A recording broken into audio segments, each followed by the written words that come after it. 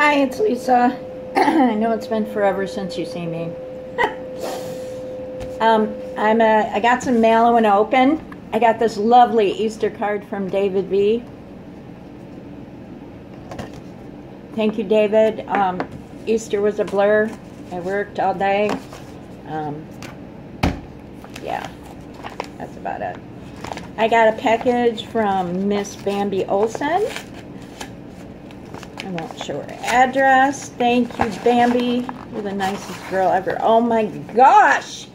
What'd you send me? It's like a Ziploc or a pencil case.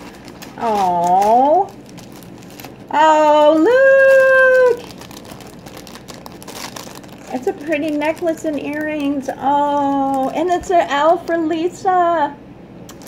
Bambi, you are just the sweetest girl ever. Look at all these pencils. Aren't those cute? All Easter and bunnies and spring. I'm so glad it's spring. I am so over with winter. So over it. We're supposed to have a big storm tonight and Wednesday. And trust me, I can feel it in my head. It hurts. Oh, this is cute. I can use this at work, Bambi. Small notes, big ideas. Lined paper. Thank you, Bambi. You're the nicest girl ever. And then I got a little package from Gail Mora.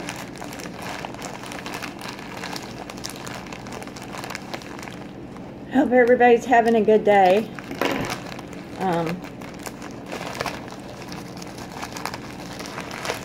I don't even know if anybody watches me anymore. Do you watch me anymore? Oh, wow! Look at that! That is super cool. Oh my gosh, it's like a envelope or something. Wow. Gail. Oh my gosh, wait till you see this. You won't believe what this is. Oh, girlfriend. Oh, it's like an Easter card. Wow. Look at that in a shaker. That is awesome. Gail, that's so pretty. Thank you. Oh, Brad's cool. Very cool. Oh, isn't that pretty? Doodlebug. You know how much I love the Doodlebug. Oh, look at what she made. Honey, you did such a nice job. They're like professional. They're so cool. Well, thank you, guys. Thank you for thinking of me. I appreciate that. Let me grab my coffee real quick. All right, let me tell you what's been going on. So, as most of you know, I fell in December and hurt my back, and I was under workman's comp until the first part of April. And after I had the MRI, they had determined that all of it was pre-existing, and that whatever had happened when the fall was, after the physical therapy and the seeing the doctor and all the stuff, that the company I worked for was done paying for anything else. So basically, whatever needed to be done with my spine or my back after the initial fall, which, you know, pulled muscles and ligaments or in the knees and stuff, that they were done paying for it. So the rest of it, because it was pre-existing before I fell, that's what they determined, that it's up to Greg and I to pay for. So my workman's comp doctor, she recommended a spine guy, and he's an orthopedic surgeon, and I have to pay to see him. And after they read my MRI to me, it scared me very, very much. And I was under restrictions at work, which meant that while I was under workman's comp, I only had to work 6 hours a day. Once they released me from workman's comp, the company I worked for could work me as much as they wanted to. I mean, they don't have any more restrictions on me. So last week I worked, almost 43 hours, which is really hard. So when they read what they read on my MRI is, I have arthritis all through my back. My L4 and L5 is a bulging disc.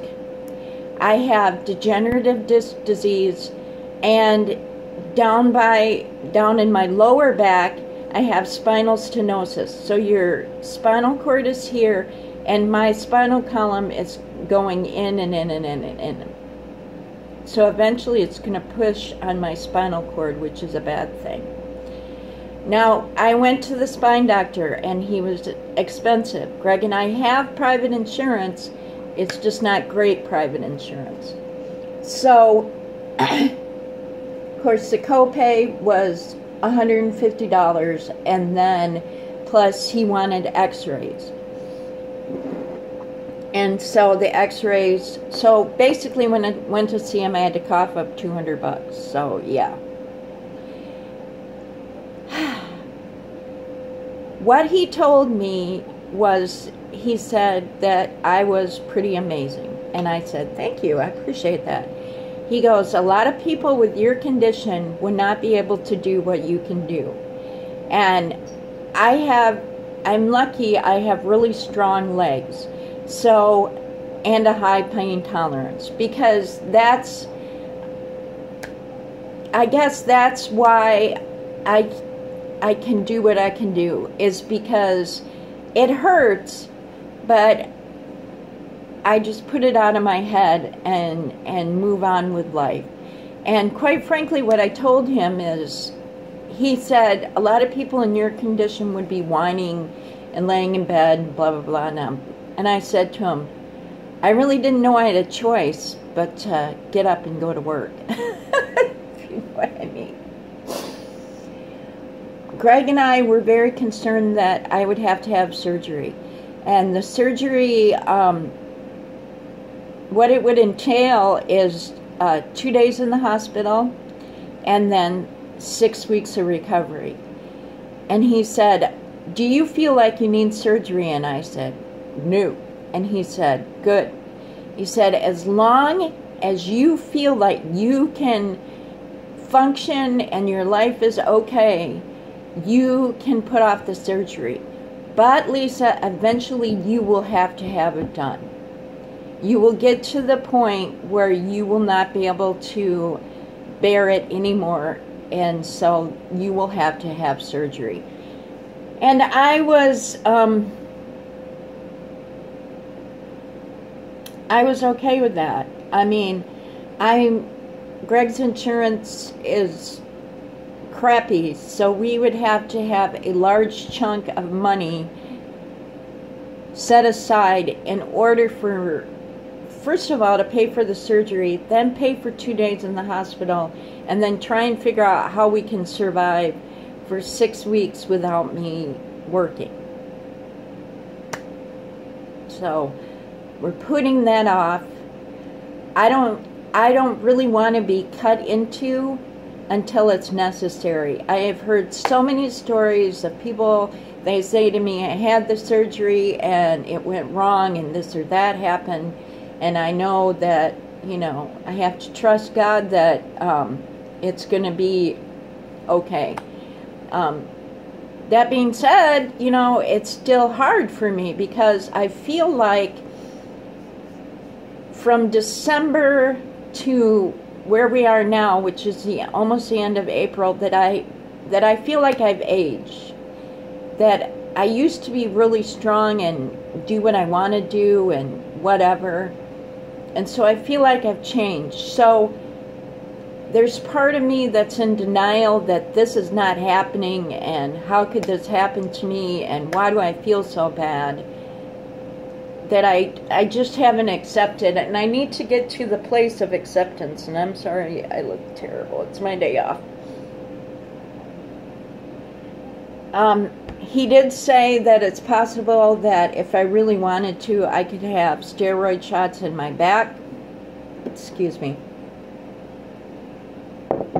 But because our deductible is, I believe, $2,000, and we have to meet our deductible, that it probably would be $150 every time I go in to get a spinal shot till we meet our deductible. He asked me if I wanted one. I said, I don't think I want one. I've been able to work. I take a leave. I take ibuprofen. I have a muscle relaxer that was prescribed to me. So if it's really bad, I take that. So I basically just do what I can do and get up in the morning, and if it's too bad and I can't walk, I just call my boss and say, I can't do it today. Sorry. So that's where we're at. I miss you guys. I hope everybody is well. I hate to whine about my life because I know a lot of other people have it so much worse. You know, I know there's cancer out there. I know people died. I know there's things that have happened to others that I get kind of ashamed and embarrassed to myself that I feel so down. I try really hard to think that other people have it way worse than I do, and what do you have to complain about? You can still walk, you can still work, you know. So that's where I'm at. Thank you for listening to me. Thank you to Gail Mora. Thank you for David V. Thank you, Bambi Olson. I really, really appreciate it. Thank you very much for watching. See you later. Bye.